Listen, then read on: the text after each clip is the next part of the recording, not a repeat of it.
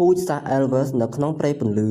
គឺជាពូជសាសន៍មួយដែលរស់នៅមានសណ្ដាប់ធ្នាប់និងមានភាពឆើតឆាយលើសពីអ្វីដែលមនុស្សធម្មតាគិតដល់ហើយពូជសាសន៍នេះបានហៅព្រៃពន្លឺនេះថាជាផ្ទះរាប់ពាន់ឆ្នាំមកហើយនៅទីនោះពួកគេបានសម្ដែងរបាំដ៏ប្រណិតមួយដើម្បីប្រស័យទាក់ទងជាមួយនឹងដើមផ្កាលរលដ៏ពិសិដ្ឋរបស់ពួកគេនិងទទួលបានអំណាចនៃជំនឿលើសពីនេះពួកគេថែមទាំងបានបង្កើតរបាំងការពារមួយដើម្បីបញ្ឈប់និងការពារកុំឲ្យមានអ្នកឈ្លានពានប៉ុន្តែរបាំងនេះក៏បានឃុំឃាំងពួកគេនៅក្នុងព្រៃនេះអស់រាប់ពាន់ឆ្នាំផងដែរ Erin ដែលជាព្រះនាង Elf នាងគឺពិសេសជាងគេព្រោះនាងតែងតែចង់ដឹងចង់ឃើញអ្វីដែលមិនស្គាល់និងស្វែងរកអ្វីដែលថ្មីៗ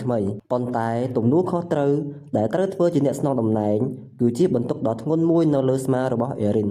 ពោលគឺនាងត្រូវគៀបសង្កត់ពីធម្មជាតិរបស់នាងនិងត្រូវរៀនធ្វើជាព្រះនាងពិត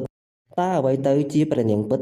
កុំហោះហើរខ្ពស់ពេកកុំបោះជំហានចេញពីព្រៃកុំបង្ហាញចំណាប់អារម្មណ៍លើមនុស្សព្រោះវាគ្រោះថ្នាក់និងនៅមានបំរាមជាច្រើនទៀតដែលនាងត្រូវធ្វើសូម្បីតែការរាំរបស់នាងក៏ត្រូវតែមានភាពឱឡារិកនិងតឹងរឹងដែរ Erin បានធំឡើងដោយការតស៊ូជាមួយនឹងច្បាប់នៅមុនថ្ងៃនៃការឡើងគ្រងរាជ្យរបស់នាងទីបំផុត Erin បានសម្រេចចិត្តបំពានច្បាប់នៃត្រកូលរបស់នាងគឺនាងបានហោះខ្ពស់ទៅលើមេឃហើយសម្លឹងមើលមកលើ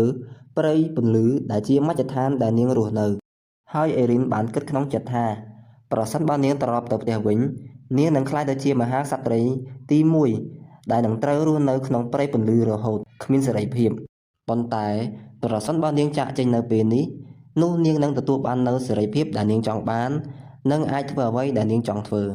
សម្រាប់ព្រះនាង11នាក់ផ្សេងទៀតដែលនៅក្នុងព្រៃពន្លឺភាពស្រស់ស្អាតនិងភាពឆើតឆាយដែលមាននៅក្នុងព្រៃពន្លឺគឺមានសារៈសំខាន់បំផុតសម្រាប់ពួកគេតែចំពោះ Erin វិញសេរីភាពនិងការផ្សងព្រេងគឺជាអ្វីដែលនាងចង់បានបំផុតកាន់តែមិនស្គាល់គឺកាន់តែសប្បាយកាន់តែគ្រោះថ្នាក់គឺកាន់តែរំភើបក្រោយពីបានចាក់ចេញពីព្រៃពន្លឺក្នុងកំឡុងពេលដែលនាងធ្វើដំណើរផ្សងព្រេង Erin ក៏បានជួបគ្នាជាមួយនឹង Alter ដែលជាប្រធានក្រុមនៃក្រុម Knights of the Round Table ហើយនឹងក្មេងស្រីសក់ក្រហមម្នាក់ដែលចេះវេទមន្តឈ្មោះថា Angela ពួកគេទាំង3ក៏បាននាំគ្នាបង្កើតក្រុមមួយមានឈ្មោះថា Sunset Squad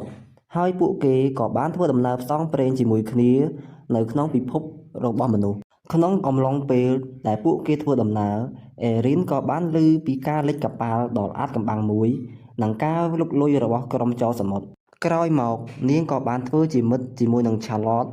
ដែលជានារីដាវមកពីគ្រួសារអភិជនមួយក្នុងក្រុង Sunset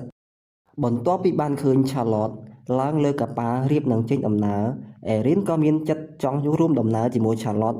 ដើម្បីឃើញអ្វីថ្មីៗនៅលើសមុទ្រហើយ Charlotte បានប្រាប់ទៅ Erin ថា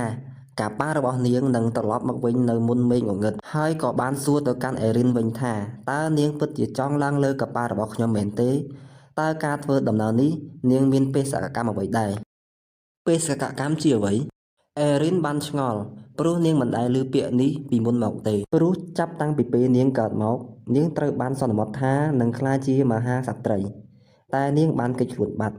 ចាប់តាំងពីនាងបានចាក់ចេញពីព្រៃពន្លឺមកគឺនាងគ្មានអ្វីត្រូវបំពេញទៀតទេពោលគឺដំណើរផ្សងព្រេងរបស់នាងគឺគ្មានទីបញ្ចប់ឡើយ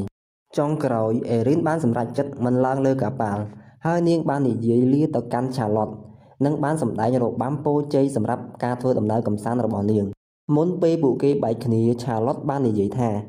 សូមឲ្យអ្នកអាចស្វែងរកឃើញនៅបេសកកម្មរបស់អ្នកឆាប់ៗនេះ Erin ក៏បានតបថាខ្ញុំនឹងរកវាឲ្យឃើញព្រមទាំងក្រវីដៃលាគ្នាពីចម្ងាយតើអាចទេប្រហែលជាបេសកកម្មរបស់នាងបានលាក់ខ្លួននៅក្នុងការធ្វើដំណើរផ្សងព្រេងរបស់នាងនាពេលអនាគត